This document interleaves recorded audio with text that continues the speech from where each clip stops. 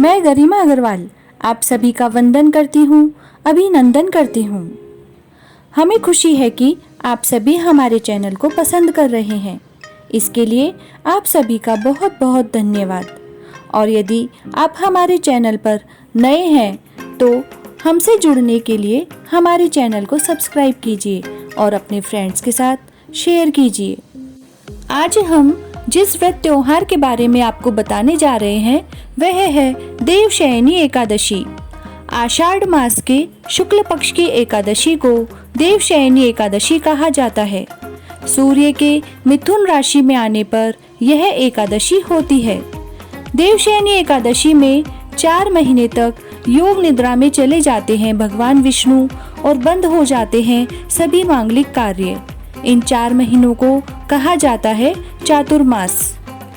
इस तिथि से श्री हरि 4 महीने तक योग निद्रा में लीन रहते हैं। फिर 4 माह के बाद तुला राशि में सूर्य के जाने पर वह जागते हैं।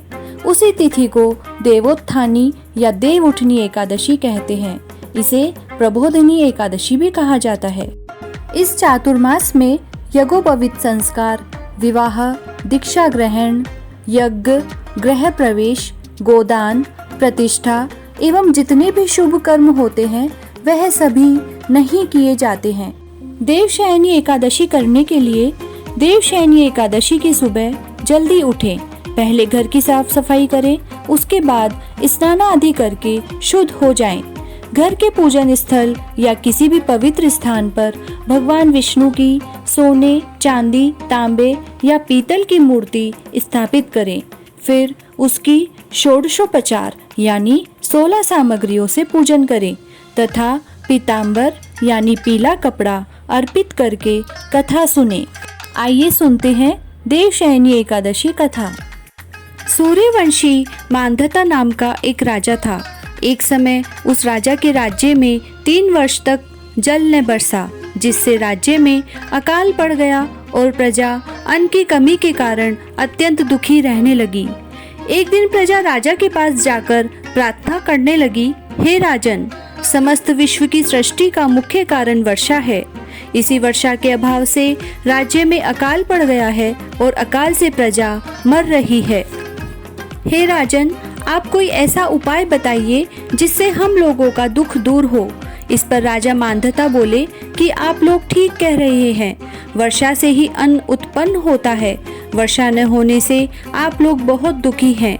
राजा के पापों के कारण ही प्रजा को दुख भोगना पड़ता है। मैं बहुत सोच विचार कर रहा हूँ, फिर भी मुझे अपना कोई दोष दिखाई नहीं दे रहा है। मैं आप लोगों के दुख को दूर करने के लिए बहुत यत्न कर रहा हूँ। ऐसा कहकर राजा मांधाता भगवान की पूजा कर कुछ मुख्य आदमियों को साथ में लेकर वन को चल दिए। वहाँ वह ऋषियों के आश्रम में घूमते घूमते अंत में ब्रह्मा के पुत्र अंगिरा ऋषि के पास पहुँचे। वहाँ मुनि अभी नित्य कर्म से निवृत्त हुए थे। राजा ने उनके सम्मुख प्रणाम किया और मुनि ने उनको आशीर्वाद दिया और बोले, हे राजा, आप कुशल पूर्वक तो हैं तथा आपकी प्रजा भी कुशल पूर्वक होगी।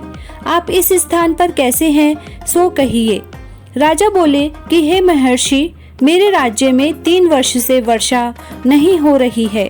इससे अकाल पड़ गया है और प्रजा महान दुख भोग रही है। प्रजा के कष्ट को दूर करने के लिए कोई उपाय बतलाइए। इस पर वह ऋषि बोले, राजन, यह सतयुग सब युगों में श्रेष्ठ है।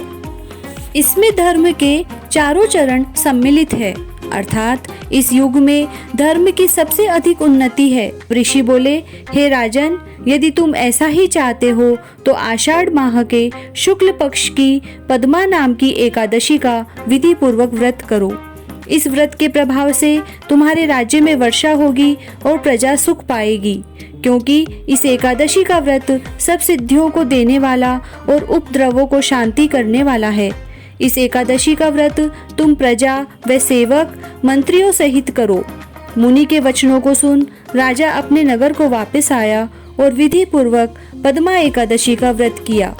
उस व्रत के प्रभाव से राज्य में वर्षा हुई और मनुष्यों को सुख पहुंचा। इसीलिए यह व्रत सबको करना चाहिए।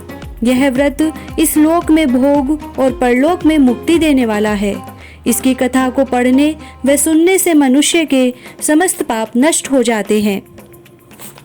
यह देवशयनी व्रत को करने से विष्णु भगवान प्रसन्न होते हैं।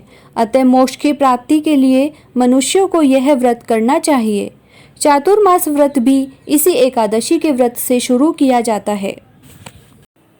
यदि आप हमारे द्वारा दी गई जानकारियों को पसंद कर रहे हैं तो हमारे चैनल को लाइक करें, सब्सक्राइब करें और शेयर करें और हमारे उत्साहवर्धन के लिए कमेंट बॉक्स में कमेंट करें।